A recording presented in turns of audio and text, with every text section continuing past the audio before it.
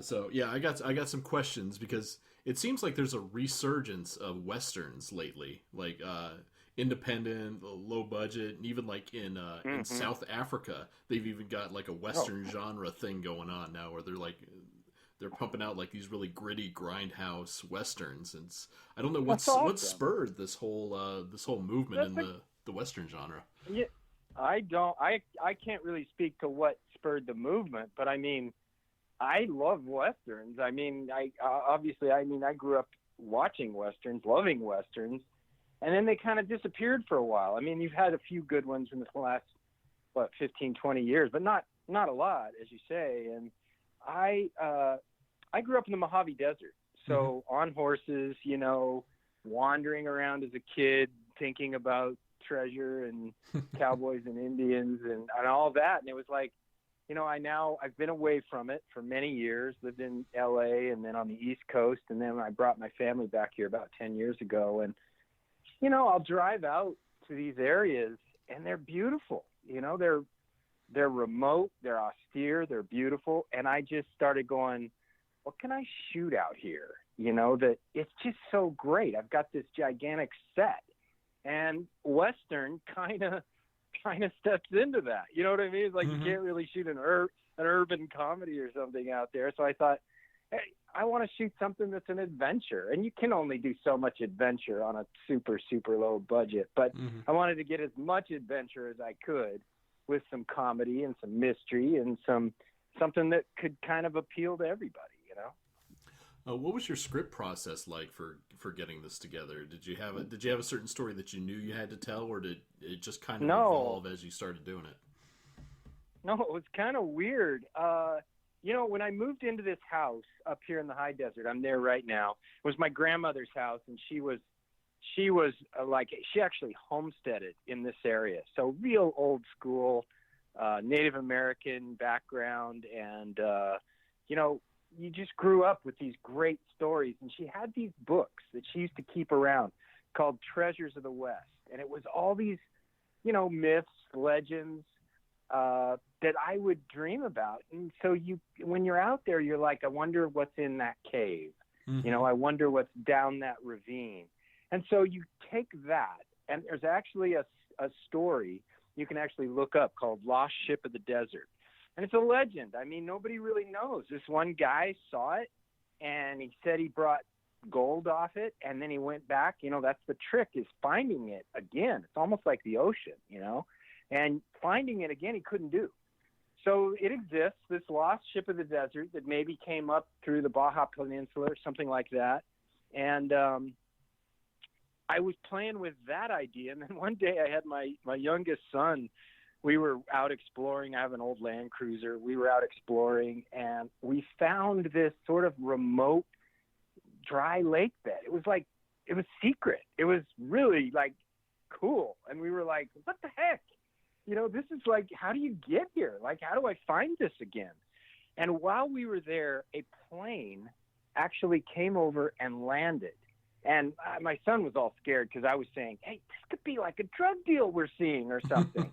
And and I remember he said, "Pop, I'm just a boy." And I started laughing so hard. And I was like, let's just wait and see what happens. The guy got out of his plane, walked into this ravine, fired a weapon a few times, got in his plane, and flew away. Huh. And so, I think he was probably just taking a bathroom break or something, because we went over there and looked and we didn't find any bags of money or drugs. But, you know, I think between those two things, the lost ship of the desert and what my son and I saw, the idea started coming to me of a couple of prospectors who've spent their entire lives out in the desert looking for the lost ship of the desert and all the other treasures, and run across a drug deal that's basically gone bad. Where the dealer's using little kids, as he calls them, lost boys, to fly in drugs on ultralights, and they get caught up in this, and of course their life is changed. Uh, since you write, direct, and produce and everything, do you ever feel yourself getting pulling yourself a little thin on your productions, or do you have a Oh, process of nailing this thing down? you know what? I yes, extremely thin. Here's the thing: you can't really afford anybody else. That's the problem, you know. The first film I ever did, I wrote out of a complete, it was an accident. I wrote a letter to my brother who was in Paris trying to be a writer about a terrible trip I took with my wife from the continent to, and just stop me if you run out of time because I'll just start talking. Just say, hey, I don't want to hear about that. That's good. You got another about 20 minutes. Okay. So from the continent over to Ireland to see her family. And it was a terrible trip, right? It was a nightmare. And I got back and I wrote my brother a letter and he said, okay, I quit. I'm not going to be a writer. You should be a writer. Submit this. And the Washington Post bought it. And I kind of went, hey, I'm going to write. And so I started writing screenplays because I was an actor in LA. And then I started taking it to directors, you know, like, hey, you want to direct this? And they were like, how much money do you have? I'd say, you know, $5,000 or $30,000 or whatever it was. And they would just laugh at me. And I would say, well, doggone it, I'm going to direct it then. And so when you ask about stretch thin, it's kind of like I sort of boiled like a frog slowly. You know, it was like, all right, well, I can write it, and then I can't get anybody to direct it, so I'll direct it. And shoot, I can't pay anybody to be in it, so I guess I'll be in it. And all of a sudden, you're stretched pretty thin. So actually, I love it. I mean, I have a ball. I use people I know because I know a lot of people in the industry. I use my kids who are far more talented than I am and make films effortlessly, you know, almost like breathing. And so I use people around me, and that's what I do. And so they end up sharing a little bit of the load. When you went to cast this, which of your friends did you feel were going to be right for it? Well, you know, I had my best friend who plays Moses. He was a big soap star for many years, and he and I met, actually. I was auditioning. I was down to the end for General Hospital, and he was one of the featured players on General Hospital, and that's how we became friends. So we've been friends ever since, and we had kind of talked about, you know, we got to do something here because it's been a while since my last film. I was like, let's just do something. So it was really, I never thought of anybody else. It was just, you know, these are two lifelong friends. The movie's about friendship. It's about, you know, it deals with betrayal and, you know, deciding we want money or fame or whatever it is more than our friends, and then realizing, holy cow, there's nothing more valuable than a friend. Mm-hmm. And so it really, you know, it was a no-brainer. He was the guy from the beginning, and he did a phenomenal job.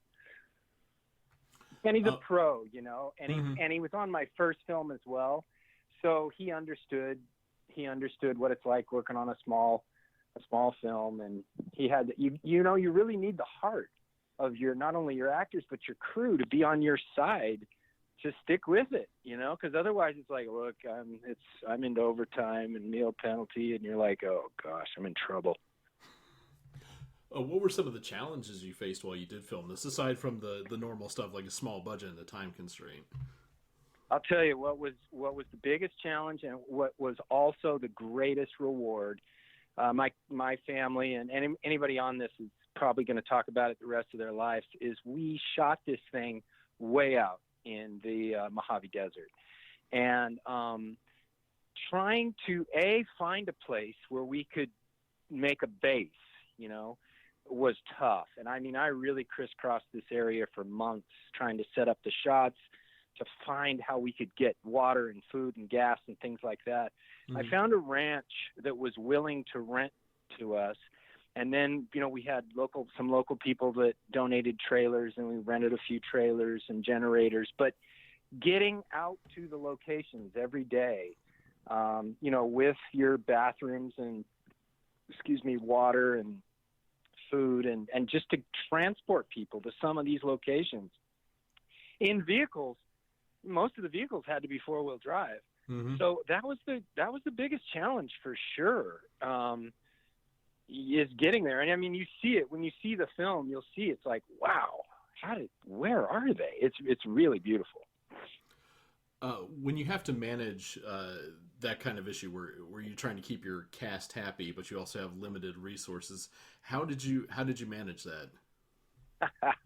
This is a great question, and one that had a surprising answer. I We had a big ranch house, and then we had trailers, and I was in the trailer, one of the trailers, and then a lot of the crew was in the ranch house, and so you're eating together. Your people got to wait for showers and bathrooms, and everybody's together all the time.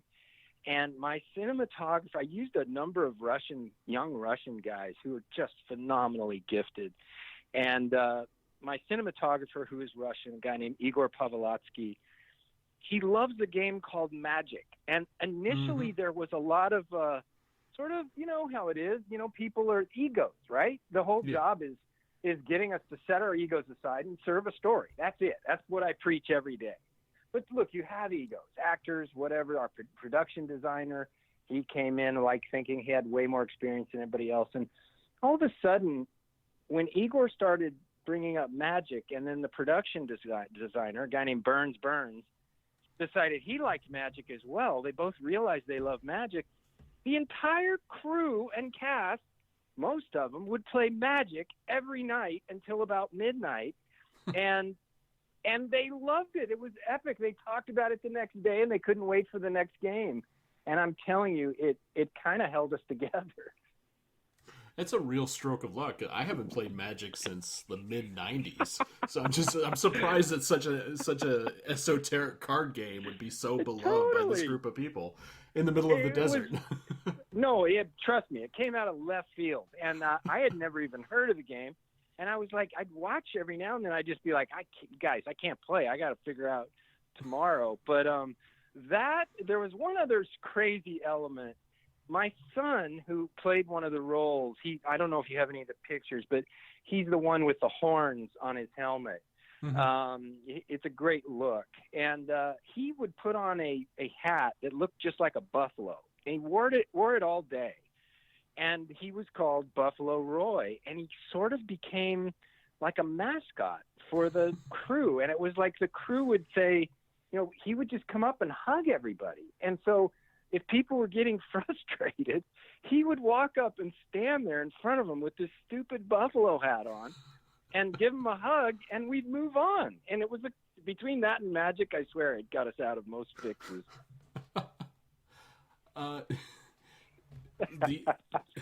The action, of course, there's going to be action. Did you have a stunt coordinator, or did you have to do something else to get the stuff you wanted? No, we didn't. I mean, we didn't have a stunt coordinator, and we had a couple scenes where, and there isn't a ton of fighting or shooting. There's a little, but not much. You just can't really do it without a budget, or, as you say, a stunt coordinator. But we did some things. One of the guys that plays the dancing killer, he's a huge guy. He's like 6'9", was a phenomenal athlete. And between both of my sons are athletes, and we would block things, where he's throwing things and they're trying to shoot him and run, and it was uncanny how they would do it. Like first take, he would throw 30, 40 feet and just nail his mark, and things like that. We just got lucky. But unfortunately we didn't have, in terms of riding all the motorcycles and things like that, we just kind of said, all right, guys, be careful. And you can hide a lot of stuff with some good angles or some good editing. You can make something believable. Absolutely. And I mean, my editor was Russian, and he was phenomenal. And we definitely leaned on some editing. Did they all have that kind of like that Russian work ethic where they're like super into it and just like super determined to get something done? Yeah, phenomenal. And they loved the story. My cinematographer actually got shingles while we were shooting, and I don't know if you know much about it, but apparently it's pretty painful. And so as we were at one point, I remember I was driving one of these giant 4-wheel drive vehicles, which are really stiff. And he was just like, I got to get out. I can't sit here and bump around in this seat anymore. But he was instrumental. This is a little bit off the subject, but we have a lot of night stuff. I don't know if in the trailer, I don't think you see any in the trailer, but we had a lot of night stuff, which as you know, for a tiny budget, it's nearly impossible to light, especially a huge area like the desert. Mm-hmm. And we experimented ahead of time with day for night and used what they did for Mad Max Fury Road, which they had that, I don't know if you remember, but a real blue, so I thought it was beautiful, day for night type stuff. And they kind of came across that by accident. So we followed that formula, and man, our night stuff just looks beautiful, I think. And then once again, we got a Russian video, an effects guy to come in and help us out in terms of, tiny, small stuff, stars and old ships, and he was really good. Yeah, I think day for night is one of the most difficult things to do, especially on a low budget. Because when you see it in movies like A Talking Cat, or some of those movies, when they do it, it's just stick a blue filter over it and be done. Don't change the contrast. Don't change anything else. Just put a filter over it. Even if you can see a window and the window's really bright, you'd still leave it in the shot. Yeah, no, exactly. Or it's blown out or something like that. I mean, yeah. I'd be glad, if you want to give me an email or something, I'd be glad to send you 2 or 3 pictures of the night. It's pretty gorgeous. Like, we were really, we were pretty psyched about it. When I saw that it's coming out in April, but it didn't give me an exact date. When will people be able to get a hold of this film?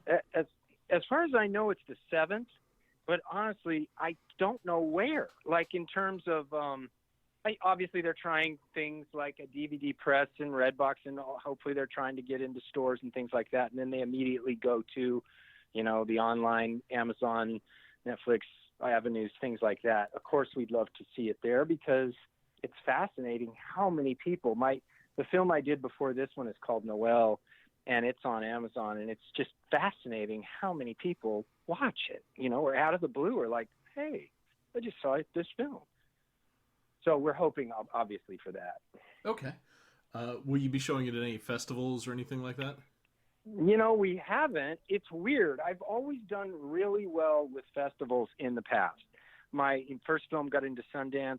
My second film won at Fort Lauderdale. It won in a small festival in Rome.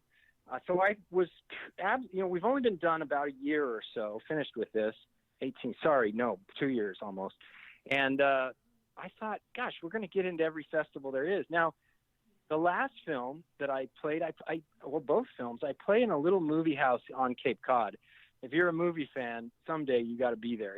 It's called the Cape Cinema, and it's one of those places that you wish we had everywhere, but unfortunately there's very few left. And this guy knows me, and he's put my films in. He saw this film, and he loved it, and he goes, "You're not going to get into any festivals." And I go, "Why not?"